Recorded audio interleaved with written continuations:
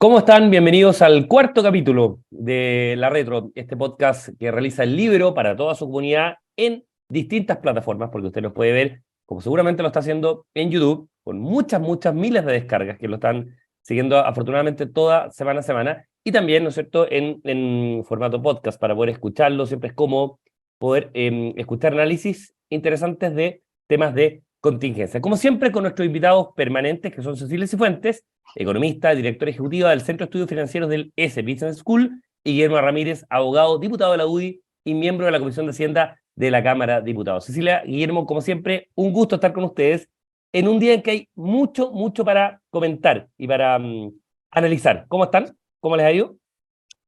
Muy bien, gracias, Cristian. Hola, Guillermo. Sí, efectivamente, un día muy noticioso hoy día. Mucho ¿Cómo están? tema, Todo muy bien. poco tiempo, y vamos dos cucharadas a la papa, como dicen los cocineros. Yo creo que es ineludible partir quizás con el tema de el aumento del sueldo mínimo. Antes de partir con el REC en este capítulo, hablábamos con Guillermo y con Cecilia del incremento que significa el salario mínimo. El horizonte al que se quiere llegar es julio del 2024 con 500.000 pesos para cada trabajador. Un incremento sobre el 20%, Cecilia, quiero partir contigo, de lo que actualmente está. Con algunos elementos colaterales. La gratificación, por ejemplo, no se toca mucho, pero es un elemento adicional, por supuesto, para las empresas que tienen cierto nivel de utilidades o que tienen en sus acuerdos colectivos el elemento incorporado.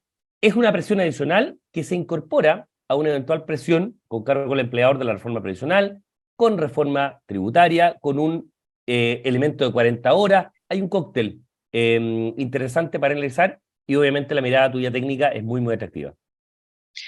Sí, efectivamente el cóctel en materia laboral es bien complejo porque todo lo que tú mencionas, Cristian, son temas que de alguna manera aumentan el costo de contratación.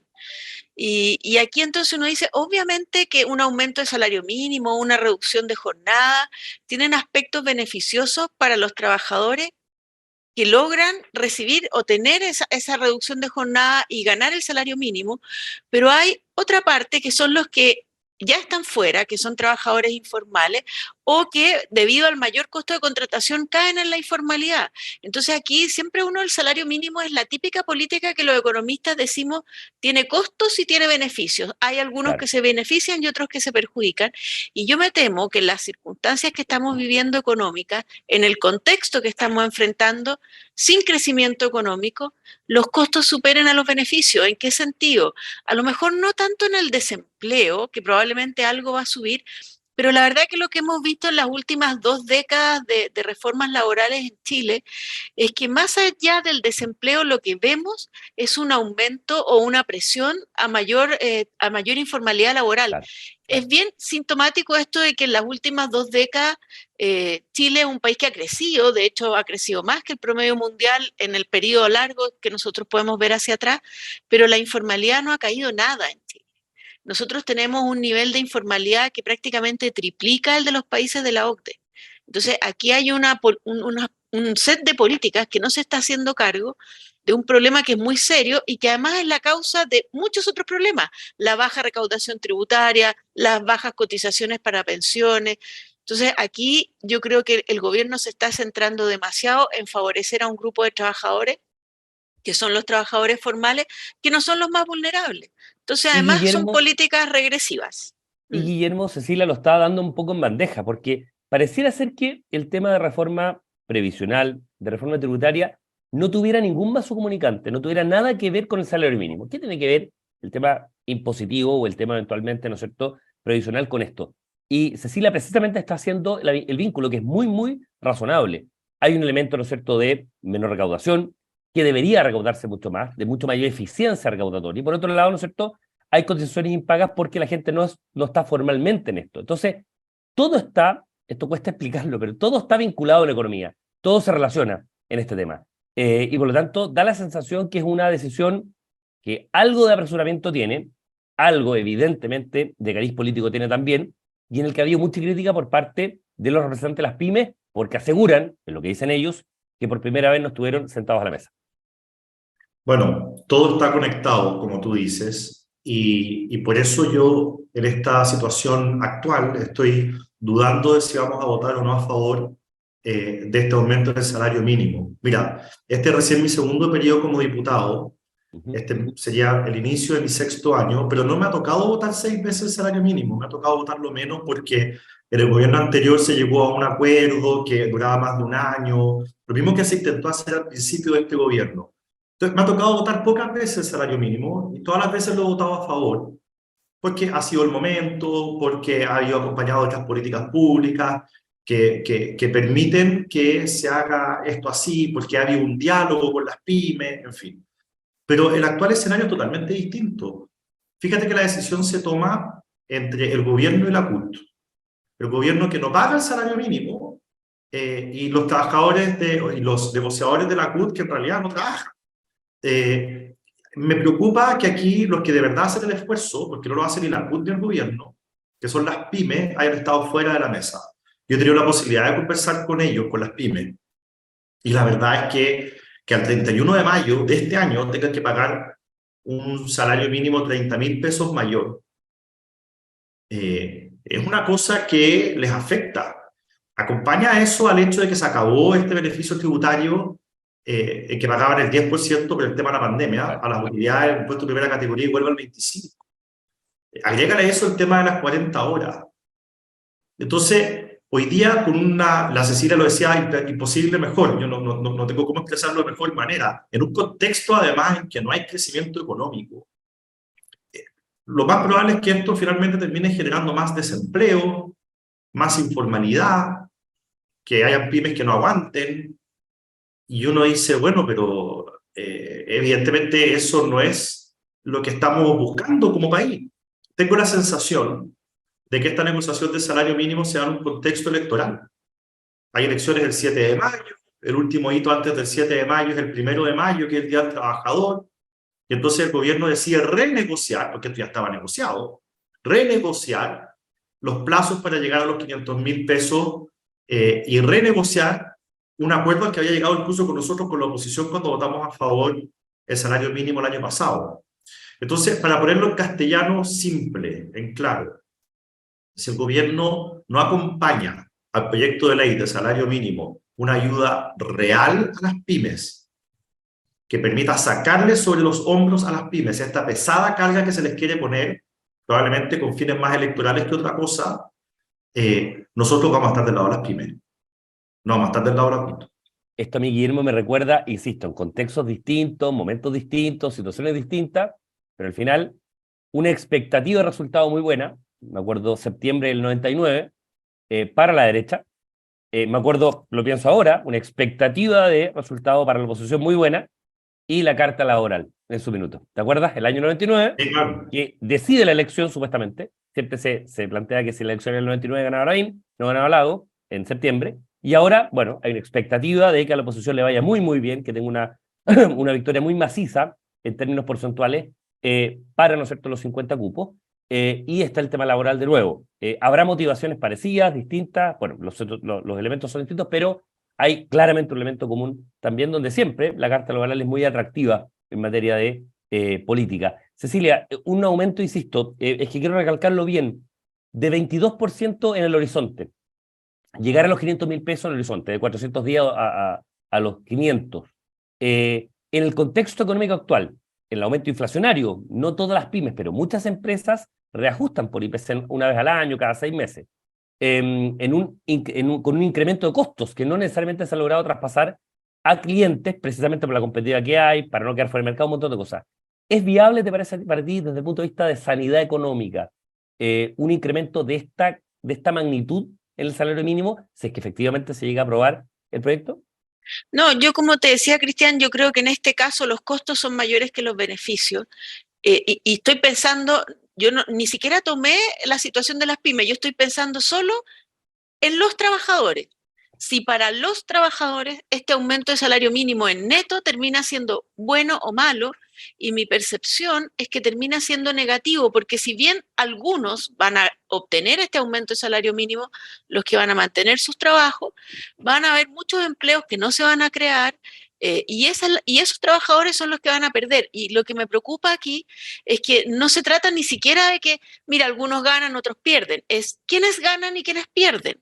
Y los que pierden son los trabajadores más vulnerables, que no alcanzan a tener las calificaciones para conseguir empleo fácilmente a ese nivel de salarios. Entonces, yo creo que dado este contexto que tenemos, esta va a ser una política negativa. Y tú te acuerdas del 99, y súper interesante ese recuerdo, porque yo me acuerdo del ministro del Trabajo de la época, decía, la derecha siempre con sus amenazas de que va a haber un gran problema, y ven, no pasa nada.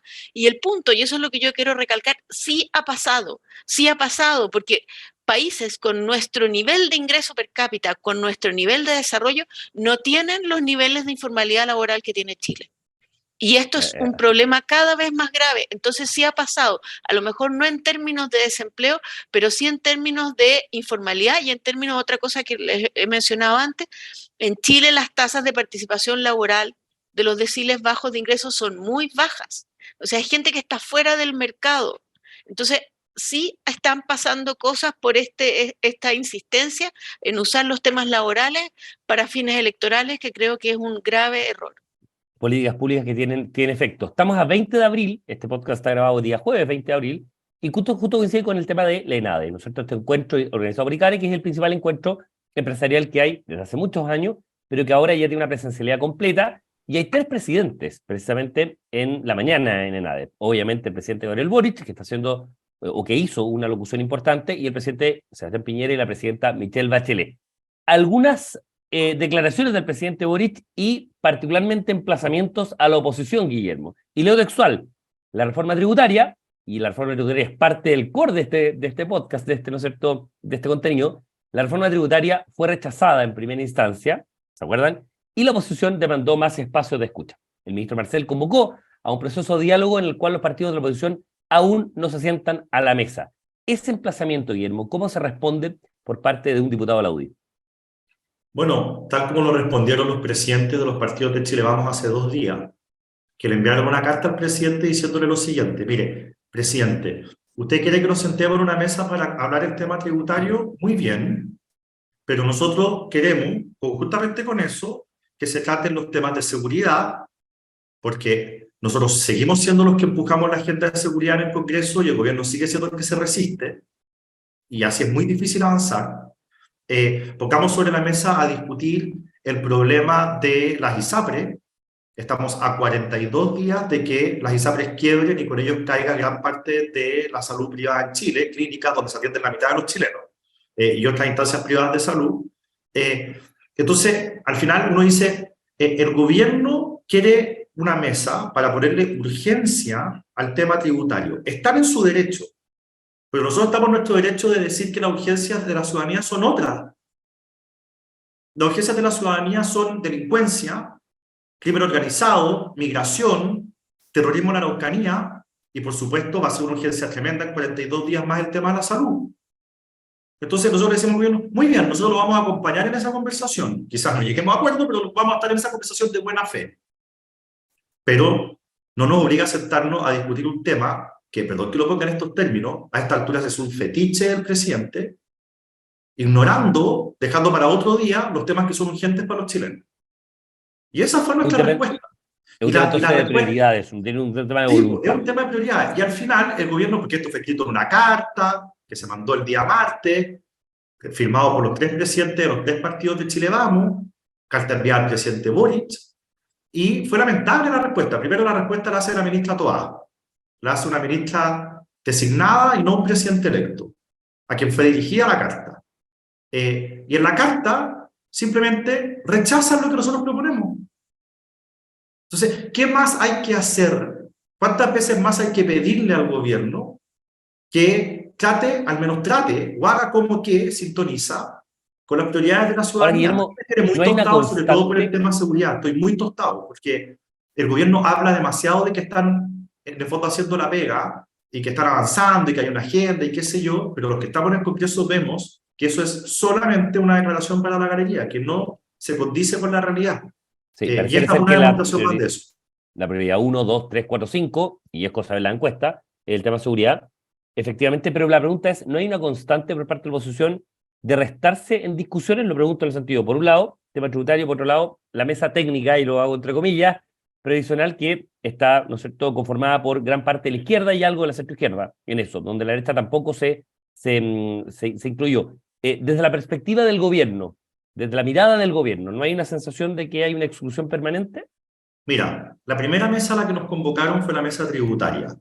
En esa mesa tenían derecho a estar un experto por cada parlamentario de la Comisión de Hacienda. Yo estoy en la Comisión de Hacienda, yo mandé a una experta en derecho tributario, extraordinaria ella, entre paréntesis. Y ahí estaban sentados los expertos representando a los parlamentarios con los expertos que representaban al ministerio. Pasaron dos cosas. Primero, ni una de nuestras propuestas, ni una, fue considerada. Las cosas más graves que nosotros veíamos de la reforma tributaria, que pedimos que por último fueran revisadas, se negaron a revisarlo. Y al final, dos de las expertas, mujeres, se quejaron de que habían sufrido maltrato al interior de esas reuniones por parte de los representantes del gobierno, al punto que el ministro Marcel tuvo que pedirle a la subsecretaria de la época que fuera a las reuniones para evitar este maltrato. Claro, hoy subsecretaria de Cancillería. Entonces, cuando nosotros nos sentamos en una mesa de buena fe, llegamos con propuestas, pedimos que se revisen cosas y el resultado después de muchas reuniones es nulo, nosotros nos dimos cuenta de que esa reunión había sido convocada solo para ganar tiempo, solo para blanquear al gobierno, para que el gobierno pudiese decir que dialogaba, cuando en realidad no había diálogo alguno. Entonces, cuando después nos citaron a la mesa previsional, hay que ser tonto para caer dos veces, pisar dos veces el mismo palito, para tropezar dos veces con la misma piedra. Nosotros dijimos, o sea, nosotros no vamos a blanquear al gobierno para que haga como que conversa.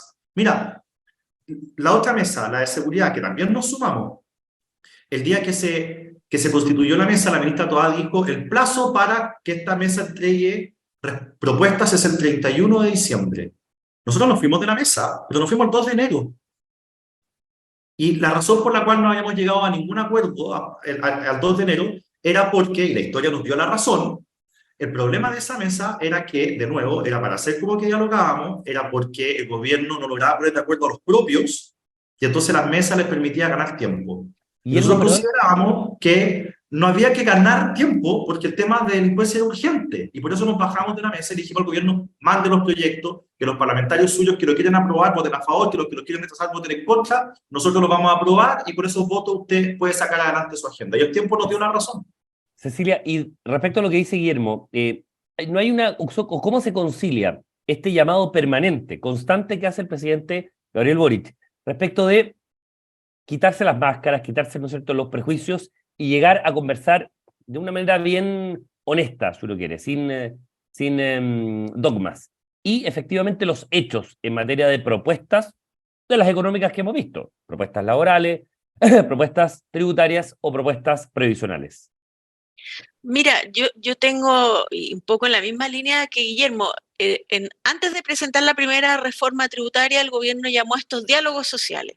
Yo participé, fui a hacer una presentación en la que nunca supe a quién yo le estaba presentando, porque la verdad que no los conocía, nunca me dijeron, mira, nosotros somos, ya fue un tema que me llamó mucho la atención y que yo sentí que fue hacer un check. De hecho, preparé bastante la presentación y sentí como un tiempo perdido. A estos nuevos diálogos tributarios, la verdad que no fui convocada. Hubiera estado, por supuesto, siempre dispuesta a participar como técnico, pero la percepción que yo tengo de las personas que han participado es que esto no es un diálogo, es un monólogo. CPC explícita, digamos, en eso hoy día. Sí, que aquí al final los que participan en estas reuniones van a escuchar las posturas del gobierno que sigue buscando personas expertos que de alguna manera les logren justificar su postura en vez de efectivamente contrastar posturas, porque ni siquiera nos hemos logrado poner de acuerdo en cómo medir la carga tributaria para compararla con la OCDE, que yo creo que es un punto central. ¿Qué brecha tenemos que cerrar? Todavía no existe acuerdo y aquí lo único que el gobierno ha hecho es traer otro experto más que valide su postura. Y así vamos a seguir eternamente. Entonces, yo siento que no hay una real voluntad de diálogo en materia tributaria, no hay una real voluntad de buscar un pacto que yo creo que es necesario. Y me parece que si seguimos así, no va a haber reforma tributaria. cómo van las cosas, porque hay temas en que incluso los propios técnicos más de mirada de centroizquierda, como son el impuesto al patrimonio y el impuesto a las utilidades retenidas, han señalado claramente los efectos negativos que tienen en el crecimiento.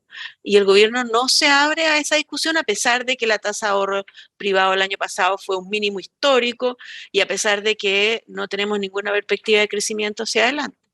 Sí, el problema que uno ve a nivel de opinión pública es que muchas veces queda esta idea de que finalmente es la oposición la que siempre se opone, pero finalmente hay ciertos principios o valores que uno, por parte de la centro-derecha, se defienden, y obviamente ese tipo de cosas es interesante no ceder, precisamente porque representan, en el caso de Guillermo, una posición política, en este caso en el Congreso, y obviamente tiene que responder a la confianza de los ciudadanos que votaron en su minuto por él. En este caso, Guillermo, para ir cerrando, expectativas o esperanzas hacia adelante, ¿tú ves en materia de cambio, o sea, que estas declaraciones, por enésima vez del presidente, respecto de tratar de llegar a acuerdos, tender puentes, o te parece que son palabras vacías y que solamente están repitiendo monsergas que han ocurrido desde varias semanas o meses?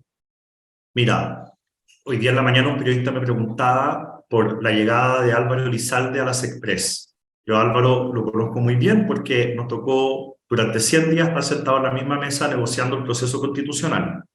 Yo lo considero un hombre inteligente, moderado cuando quiere, y que siempre está llano a llegar a acuerdos. Entonces, mi primera inclinación era decir, es una buena noticia. Pero la verdad es que da lo mismo a quien pongan en ese cargo. Mientras el gobierno siga dividido en estas dos almas, va a ser imposible llegar a buenos acuerdos con ellos. Porque cuando el gobierno se abre a cosas razonables en el Congreso, luego a puertas cerradas el Frente Amplio y el Partido Comunista golpean la mesa y hacen que el gobierno se eche para atrás. Y entonces es imposible avanzar de esa manera. Lo hemos visto sobre todo en temas de seguridad ya demasiadas veces, en que sentimos que estamos avanzando y de repente por alguna razón todo se chanta. El gobierno pone freno de mano porque a puertas cerradas en la moneda tienen discusiones brutales respecto a estos temas. Claro. Entonces, al final, cuando el presidente Boric dice quiero llamar al diálogo, yo obvio que valoro ese llamado. Prefiero mucho más eso a quien diga voy a pasar máquina, la lógica de la retroexcavadora de Bachelet 2. Prefiero mucho más la lógica del diálogo. Pero la verdad es que el diálogo es imposible cuando al otro lado de la mesa tú tienes a dos representantes que no se ponen de acuerdo entre sí. ¿Cómo puedo llegar a un acuerdo con una contraparte que está dividida?